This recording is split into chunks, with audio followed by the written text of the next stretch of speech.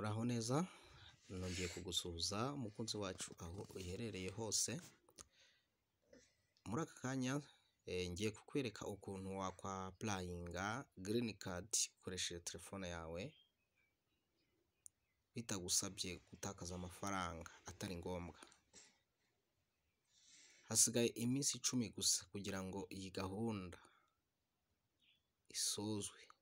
Ushobora kuba warabikoze ariko ukaba wifuza kwapurayingira undi muntu wagize umuryango wawe, kuko uko mwapurayinga muri benshi murenze umwe ni nako n'amahirwe aba agenda yiyongera.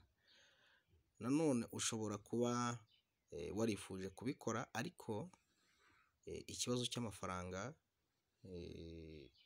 waciwe kikakubera imbogamizi, ukaba ugeze magingo aya utarabasha kugira ute kwapurayinga girini kadi.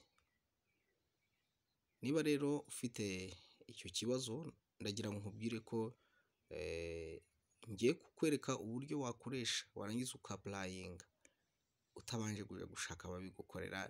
Niba ufite smartphone biroroshye cyane ukabyikorera kandi bikagenda neza, nta bumenyi buhambaye abo ngabo basanzwe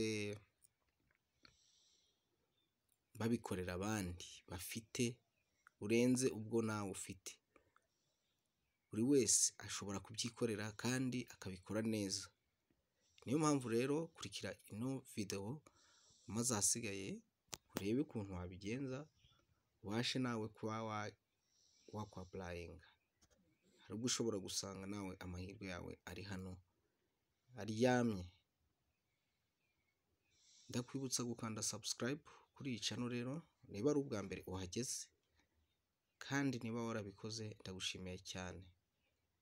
Natinze rero reka nze nkwereke ukuntu wabigenza, ibanga wakoresha ubundi ukabasha kwifotora amafoto yayandi yemewe, yayandi uba wagiye gushakira kuri ba bantu baba baguciye amafaranga rimwe na rimwe y'umurengera utabasha no kuba wabona, cyangwa se wanayabona ariko bakaba basa n'abayaririye ubusa. Kurikire iyi video maze hasigaye ubashe kubikora neza kandi biri buze gukunda ukoresheje telefone yawe. Ngiye kukwereka ukuntu ngiye kwapurayinga girini kadi, hanyuma nsoza ndi buze kukwereka ukuntu nawe wakwifotora amafoto meza cyane ya girini kadi yemewe ukoresheje telefone yawe. Ntugende udakanze like kuri iyi video nubona hari icyo yakunguye, hari icyo yagufashije. Urakoze, reka nze ntangire nkwereka ukuntu ngiye kwapurayinga girini kadi nkoresheje telefone, hanyuma nawe uze kwigana uko nabikoze ubashe nawe kuyapurayingira, wapurayingire n'abandi bagenzi bawe cyangwa se abandi bagize umuryango wawe. Turajya rero kuri internet. Urafungura internet cyangwa se internet browser yawe, hanyuma numara kuyifungura nta kindi usabwa gukora niki, andikamo dvprogram.state.gov. urabibona hano hejuru, dvprogram.state.gov. hanyuma nurangiza ufungure. Ukimara gufungura urabona ko barakubwiye ngo welcome. Ahangaha hari amabwiriza, kuko uri kubibona aha hari amabwiriza, entry instructions. Ushobora kuba wagira ute wayasoma hano, ushobora kuba wayasoma amabwiriza, ushobora kuba wakirika hano ukayasoma. hanyuma noneho rero hano hasi izi ni ingero z'amafoto yemewe, ushobora kuba wareba ukakirikaho ukareba amafoto aba yemewe uko ameze. Hanyuma ikindi ni uko hano hasi hariho utangirira begin entry, urabibona ahangaha begin entry, niba witeguye biriya byose urangije gucekinga. Hanyuma ahangaha hasi ho ni igihe wamaze kwapurayinga muri cya gihe cyo kureba ibisubizo uko bihagaze, igihe baba batangaje ko ibisubizo byabonetse ibyo bapurayinze green card, ni hano uzanyura hanyuma ukareba uko bimeze.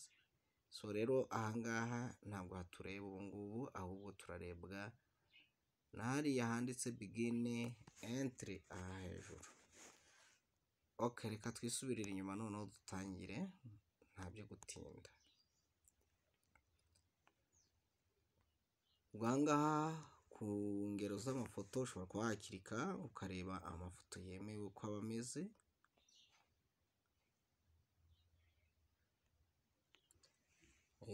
Hahandi kuri photo examples turahageze ku ngero z'amafoto yemewe, uramanuka hasi gatoya uze ahangaha, urabona amafoto yemewe ukuntu aba ameze. Aba bantu urabona ukuntu bifotoje bareba imbere. Barakubwira niba ufite imisatsi, abadamu bafite imisatsi iguye mu maso, uba ugomba gusa naho uyigeza nk'inyuma, byaba byiza ukayipfundikira inyuma, hanyuma kugira ngo isura yawe igaragare neza cyane. Urabona ukuntu abo bantu bareba neza, nawe ugomba, niba ugiye kwifotora ugomba kugerageza kureba muri kamera neza gutya, nta kurarama, nta kureba hasi, nta guhuma, ntabwo kwambara rinete, kwifotoza wambaye rinete byemewe, kabone nubwo waba ufite ikibazo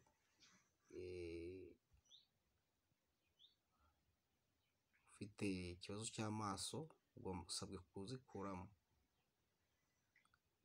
Ntabwo kwambara ibitambaro byemewe, nta nubwo kwambara ingofero byemewe.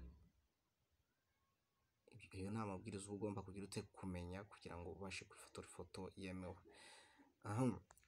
Hanyuma rero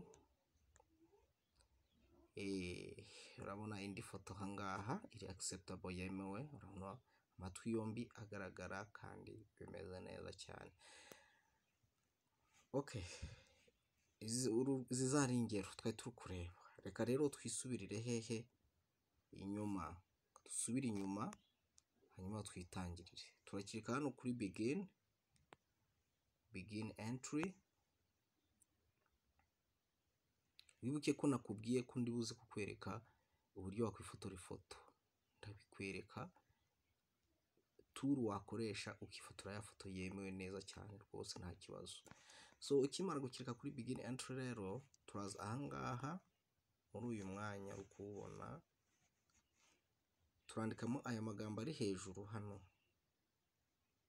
aya magambo ari hejuru ahangaha niyo tugiye gukopiyamo hariya. Harimo dankuru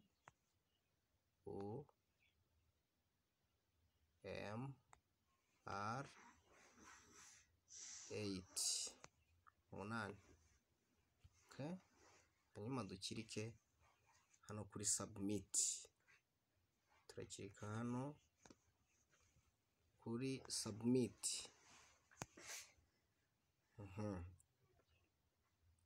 Tayari. Hanyuma ahangaha rero tugiye gushyiramo mu gice cya mbere, ni part 1, tugiye gushyiramo entrant information, ni amakuru you applying.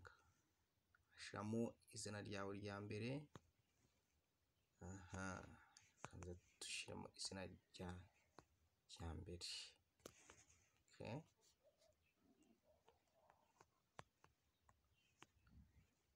Aha, okay. Hanyuma turashiramo izina, ni izina ni family name, yazina uko amazina yawe agaragara ku ndangamuntu. Yes, izina ribanza ni ryo ugomba guhita ushiramo hariya.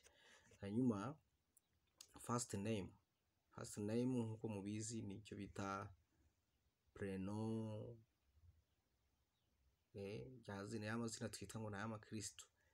Okay, niba utarifite ushobora kuba ufite izina rimwe bitukirika hano kuri no, ariko niba urifite urarishiramo izina ryawe ry'ikristo, yes, urishiremo. Hanyuma numara kurishiramo uraza hano middle name, ufite izina rya gatatu, yazina kitamo ni izina ryo hagati nyine, kazina kabiniriro kagahimbana ariko kemewe n'itegeko, kari ku cyangombwa cyawe. Okay, niba ni ntako urakirika kuri no, hanyuma ukomeze hano hasi kuri gender uhitamo igitsina cyawe, niba ari umugabo cyangwa umugore, umukobwa cyangwa se umusore urahitamo, niba ari igitsina gore urahitamo female. Hanyuma turaza hano kuri birth date, itariki y'amavuko uko igaragara hehe ku cyangombwa cyawe, ku ndangamuntu. Okay, urakirika hano ni month, turahera ku kwezi,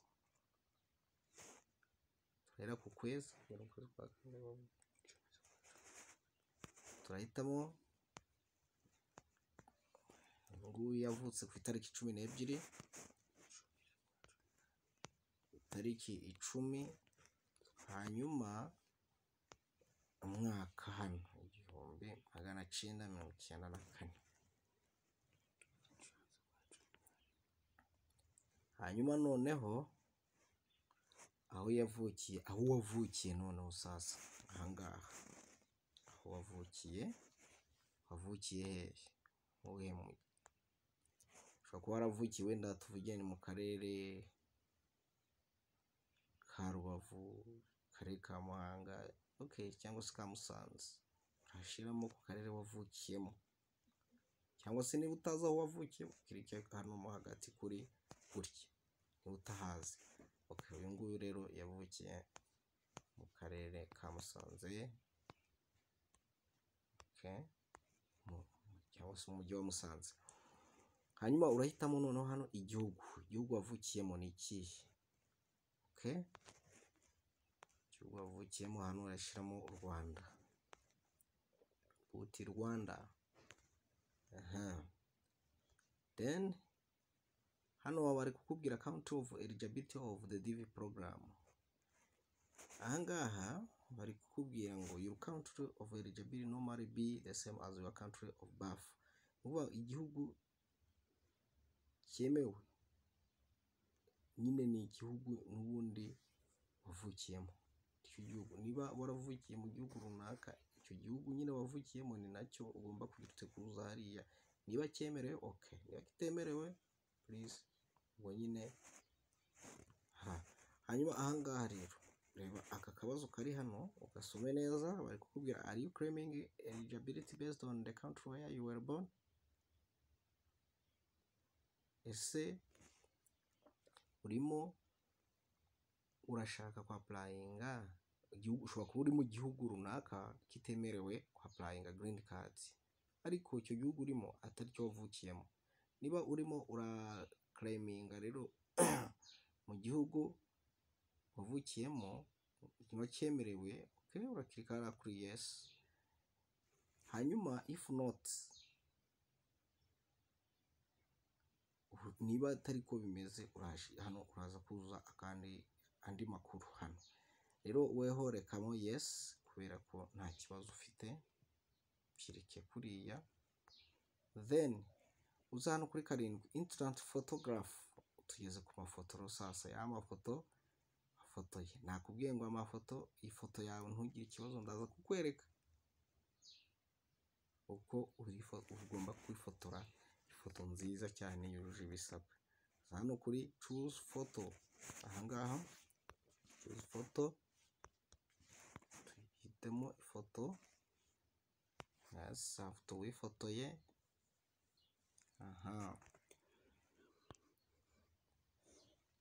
amafoto wifotoye ze uyihitemo,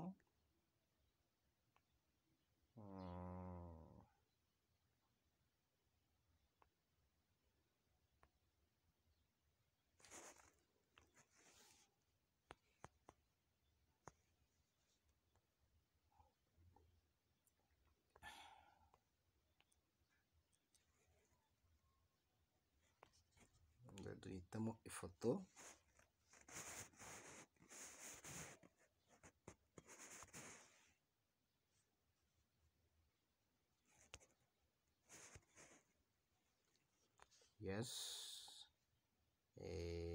urayabona ifoto ndahitamo ngiyi.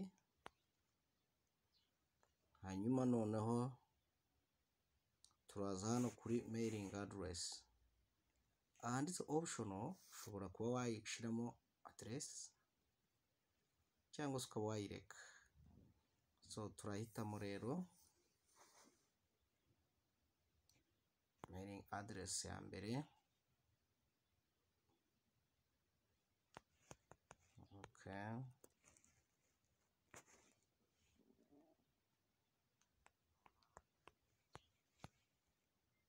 Option 2, hanyuma hano ni uzamo umujyi,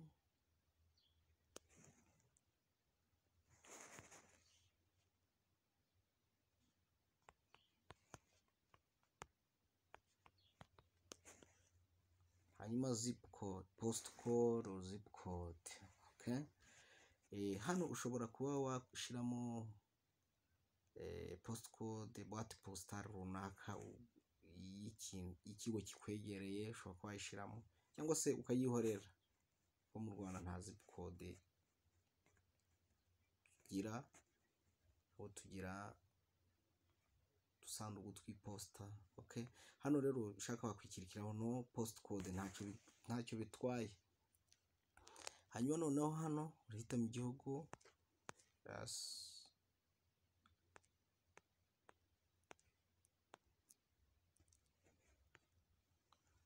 hanyuma noneho hano igihugu utuyemo ubu ngubu tugihitemo. Hari kiriya gihugu dushizemo bwa mbere, hano ni igihugu wavukiyemo, noneho hano ni igihugu utuyemo. Ushobora kuba igihugu wavukiye waravukiye mu Rwanda ariko utari mu Rwanda. Urahitamo igihugu urimo, hanyuma hano ushiramo nimero ya telefone yawe,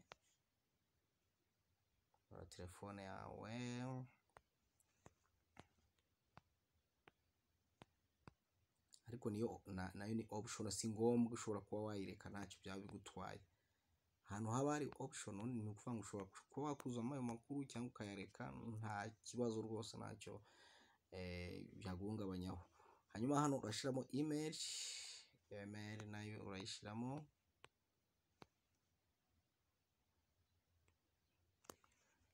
hanyuma noneho urongera iyi email uyishiremo nanone, confirm email address.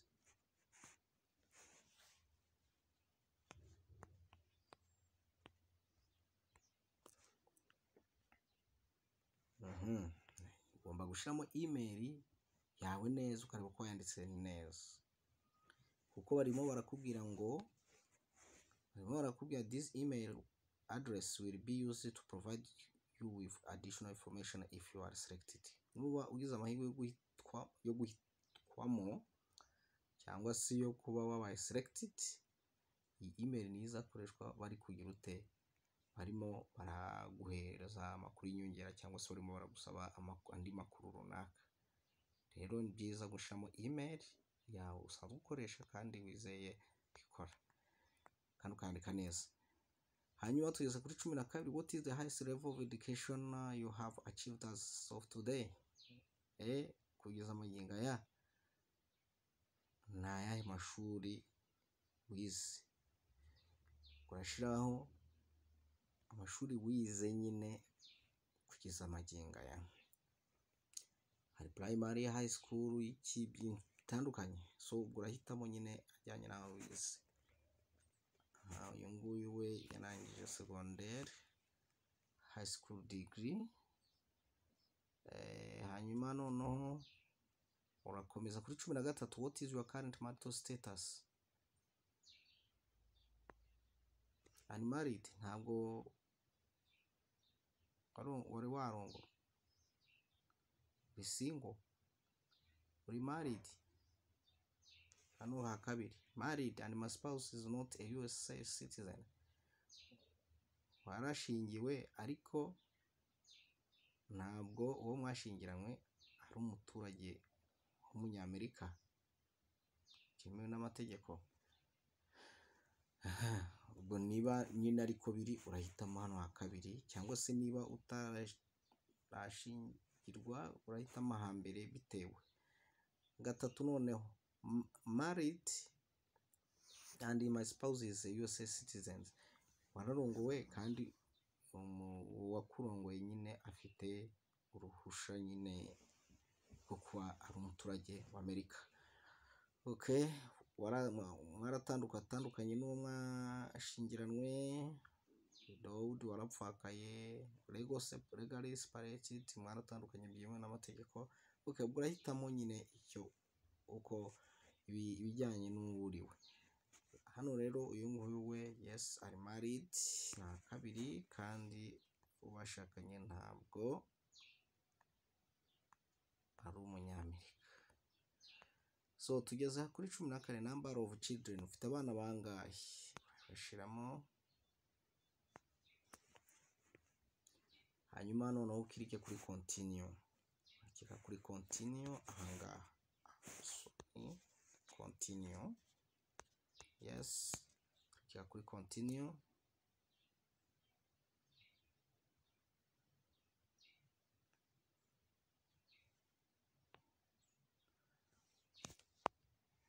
Then turaza kuri part 2.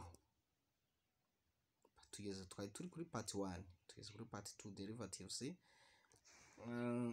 Turaza hano noneho uwo mwashakanye bashiramo izina rye. Yes, mwashakanye muzuzemo kubera ko wavuze ko uri married.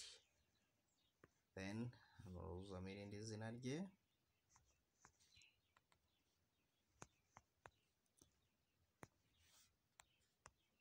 tukomeze. Middle name nayo, twaje hano kuri birth date.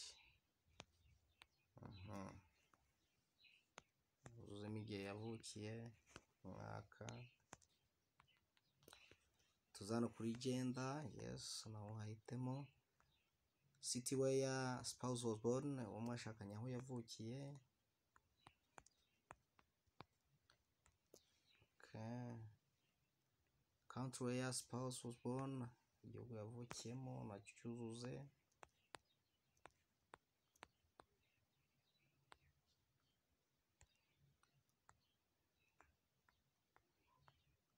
Ifoto ye shireho. Okay, photo.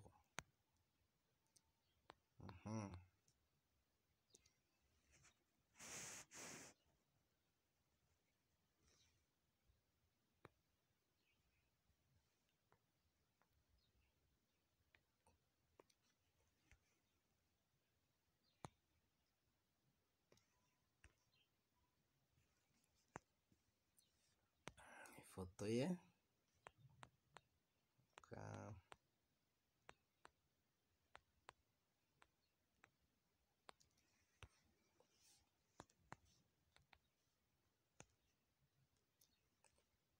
Ngiyo. Hanyuma noneho tuze ahangaha ku bana 14, tugeze ku mwana wa mbere wawe, namushiramo nawe izina rye.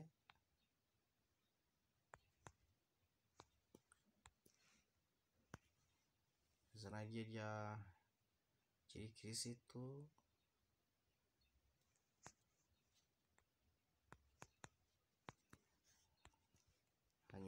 bafite izina rya gatatu middle name naryo urarishiramo,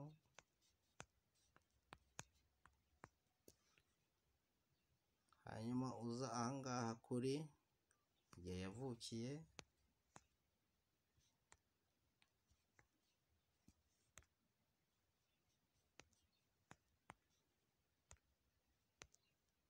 umwaka, uze kuri gender, aho yavukiye,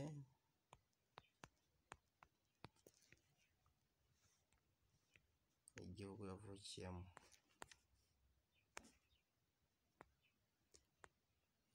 Biragusaba gukurikira buri kantu kugira ngo nawe uze kugira ute kubikora neza kandi bikunde byemere. Hanyuma uhitemo ifoto ye, ya foto wafotoye kandi ukoresheje bwa buryo ndakwereka.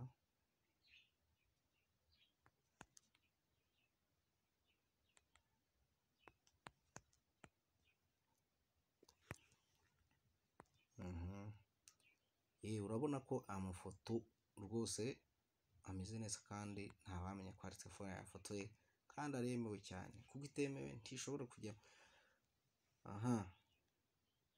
Hanyuma noneho umwana wa kabiri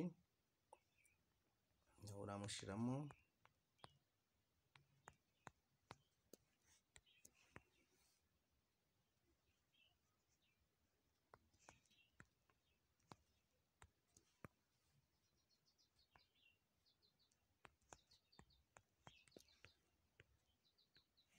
tariki y'amavuko,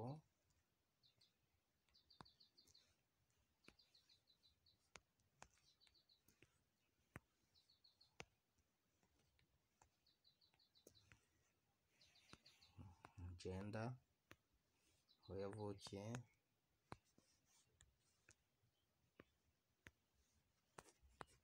igihugu,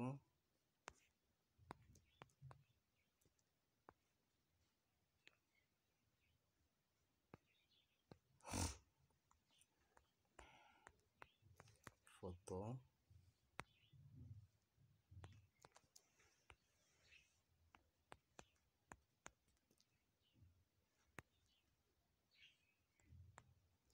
hanyuma undi mwana,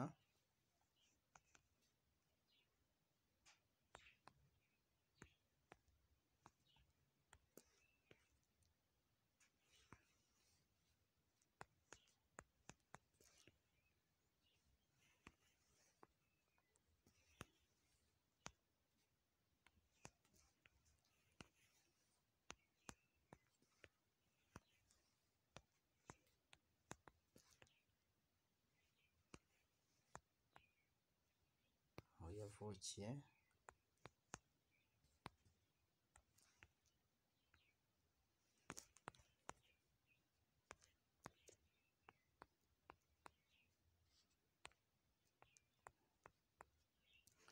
ifoto ye,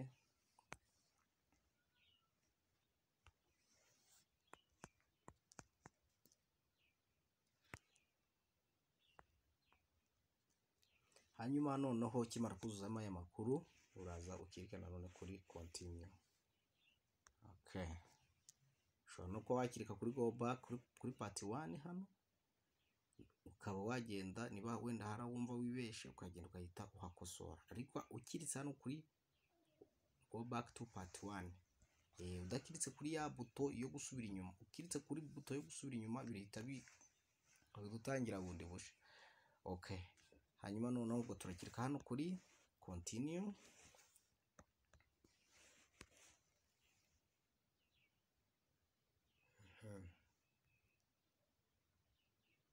nyuma utegereze gatoya.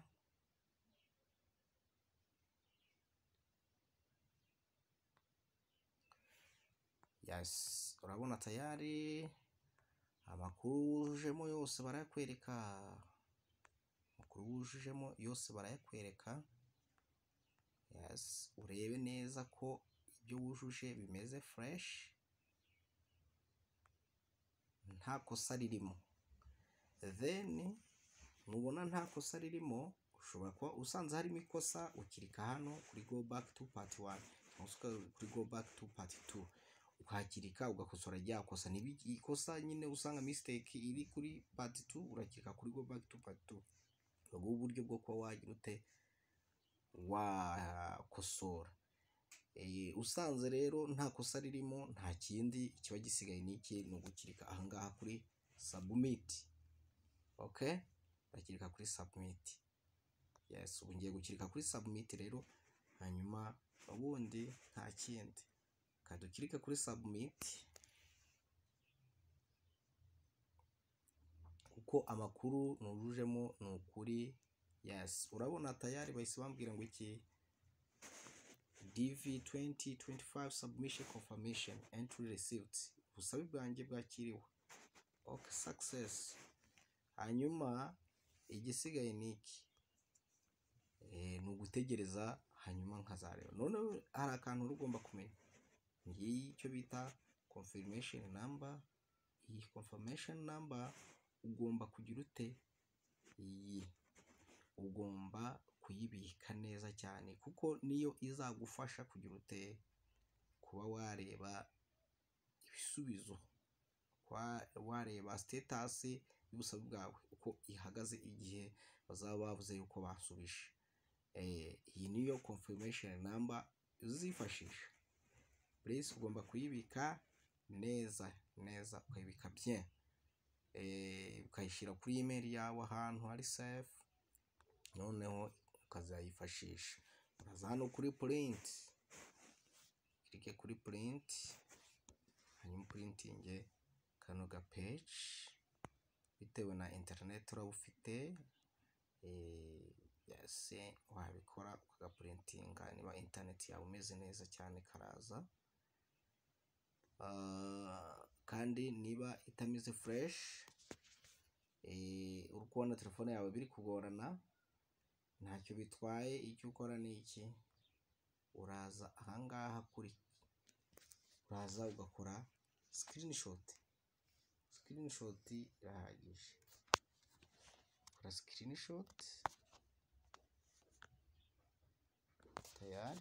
Ubundi karaga screenshot ukaba wakabika kuri email. Ushobora kuba wagenda ukagaprinting ukakabika agapapuro, cyangwa se ukaba wakabika kuri email ukakohereza kuri email, ukagashiringa kuri email ukakabika, kugira ngo iyi confirmation number utazayibura. Hanyuma noneho urumva narangije kwa applyinga. Noneho ndagira ngo nkwereke uburyo noneho nako ngwishurire bwa buryo nakubwiye bw'ukuntu wakwifotora amafoto yemewe green card.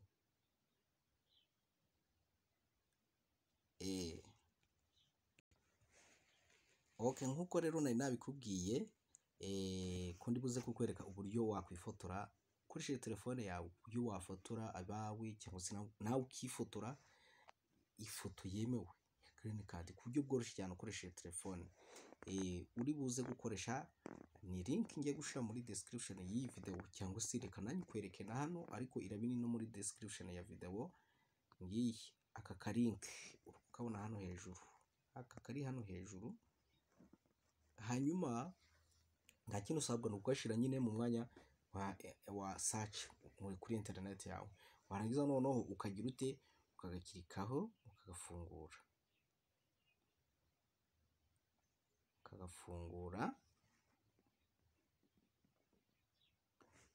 Ndakubwiye ngo aka ka link uragasanga muri description y'iyi video. Aka ka link ni aka link cyangwa se ni tour igufasha kuba wafotora ifoto nziza cyane, igufasha ifoto yemewe ya green card. Urabona irakwereka n'ingero z'iki z'amafoto yemewe ko abantu ugomba kwicara nyine bakagufotora, ugomba kuba ukureba. Hanyuma noneho icyo ukora ni iki, ushobora kuba wahitamo ifoto isanzwe usanzwe ufite, choose photo. Hano niho kiri kuri choose photo. Ushobora kuba wahitamo ifoto isanzwe unyuze hano kuri browse, ukava kuri telefone yawe, warangiza ugakoresha iyi tool ugira ngo urebe koko irayikora mu buryo bwemewe yayikora ifoto ya green yemewe na green card, cyangwa se ugakoresha hano kuri kamera. Niba ushaka kwifotora ifoto urakoresha hano kuri kamera, urakirika kuri kamera, hanyuma ukirike kuri kamera,